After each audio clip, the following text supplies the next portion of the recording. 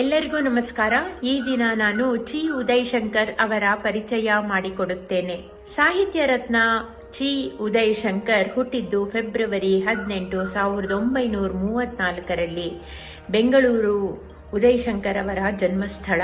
ಉದಯಶಂಕರ್ ತಂದೆ ಚಿ ಸದಾಶಿವಯ್ಯ ಅವರು ಕೂಡ ಖ್ಯಾತ ಸಾಹಿತಿ. ಹೀಗಾಗಿ ರಕ್ತದಲ್ಲೇ ಚಿ ಉದಯಶಂಕರ್ಗೆ ಸಾಹಿತ್ಯ ಬಂದು ಹೋಗಿತ್ತು. ಅಪ್ಪನಂತೆ ಮಗ ಚಿಕ್ಕ ವಯಸ್ಸಿನಲ್ಲೇ ಸಾಹಿತ್ಯ ಪಾಂಡಿತ್ಯ ಪಡೆದಿದ್ದರು.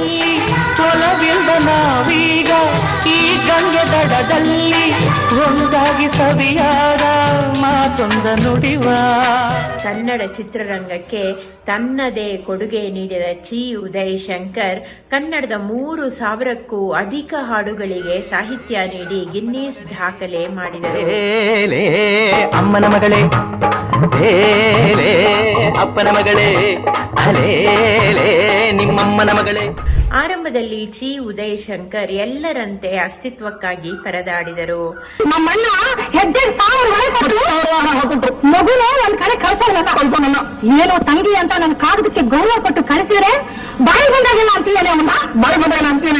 ಡಾಕ್ಟರ್ ರಾಜ್ಕುಮಾರ್ ಚಿತ್ರವೊಂದು ಚಿ ಉದಯಶಂಕರ್ಗೆ ದೊಡ್ಡ ಬ್ರೇಕ್ ನೀಡಿ ಅವರನ್ನು ಮೆಚ್ಚುಗೆಗೆ ಪಾತ್ರ ಮಾಡಿತ್ತು. ಉದಯಶಂಕರ್ ಪಾಲಿಗೆ ಸಂಜೀವನಿಯಾದ ಚಿತ್ರದ ಹೆಸರು ಸಂತ ತುಕಾರಾಮ.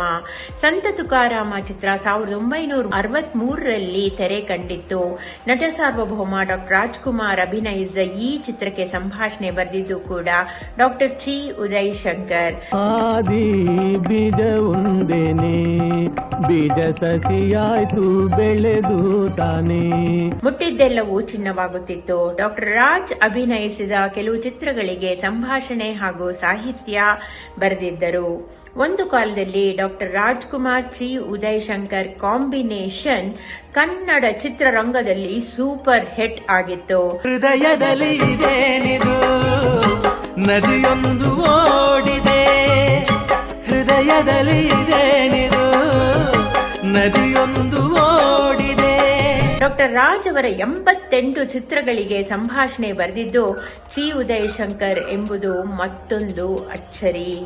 ಆರಂಭದಲ್ಲಿ ತಂದೆ ಸದಾಶಿವಯ್ಯನವರ ಜೊತೆಗೂಡಿ ಕನ್ನಡ ಚಿತ್ರಗಳಿಗೆ ಸಾಹಿತ್ಯ ಬರೆದ ಚಿ ಉದಯಶಂಕರ್ ಮುಂದೆ ಒಂದೊಂದೇ ಹೆಜ್ಜೆ ಮುಂದಿಟ್ಟು ಮರೆಯಲ್ಲಿ ಸಂಭಾಷಣೆ ಮತ್ತು ಸಂಗೀತ ಸಂಯೋಜನೆ ಮಾಡಲು ಆರಂಭಿಸಿದ್ದರು. ಚಿ ಉದಯಶಂಕರ್ ಕೇವಲ ಸಾಹಿತ್ಯ ಮತ್ತು ಸಂಭಾಷಣೆ ಬರೆಯಲು ಸೀಮಿತವಾಗಿರಲಿಲ್ಲ. ಕನ್ನಡ ಚಿತ್ರವೊಂದನ್ನು ನಿರ್ದೇಶನ ಕೂಡ ಮಾಡಿದ್ದರು. ಚಿ ಉದಯಶಂಕರ್ ವಿಶೇಷವೆಂದರೆ ಅವರು ಬರೆದ ಸಾಹಿತ್ಯ ಎಲ್ಲರಿಗೂ ಅರ್ಥವಾಗುವಂತಿತ್ತು.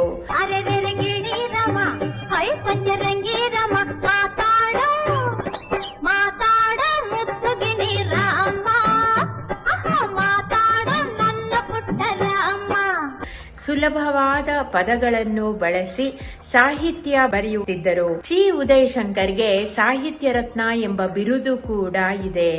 ಮಹಾಸತಿ ಅನಸೂಯ, ಸತಿ ಸಾವಿತ್ರಿ, ಭಾಗ್ಯದ ಬಾಗಿಲು, ಶ್ರೀಕೃಷ್ಣ ರುಕ್ಮಿಣಿ ಸತ್ಯಭಾಮ, ದೇವರ ಮಕ್ಕಳು ಹೀಗೆ ಇನ್ನೂ ಮುಂತಾದ ಚಿತ್ರಗಳಿಗೆ ಸಾಹಿತ್ಯ ಮತ್ತು ಸಂಭಾಷಣೆ ಬರೆದಿದ್ದರು.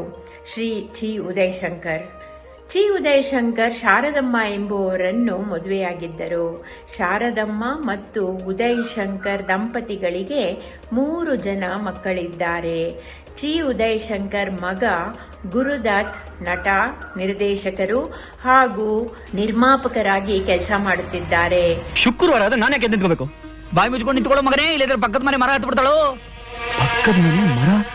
ಕನ್ನಡ ಚಿತ್ರರಂಗಕ್ಕೆ ಕೊಡುಗೆ ನೀಡಿದ ಚಿ ಉದಯಶಂಕರ್ ಅವರಿಗೆ ಹಲವು ಪ್ರಶಸ್ತಿಗಳು ಕೂಡ ದೊರಕಿವೆ.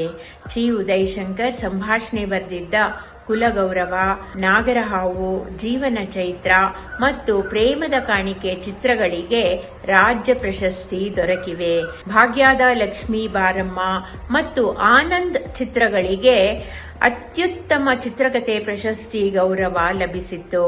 ಕನ್ನಡ ಚಿತ್ರರಂಗಕ್ಕೆ ಮೇಲು ಕೊಡುಗೆ ಸಲ್ಲಿಸಿದ ಚಿ ಉದಯಶಂಕರ್ 3 ಜುಲೈ 1993ರಲ್ಲಿ ಇಹಲೋಕ ತ್ಯಜಿಸಿದರು.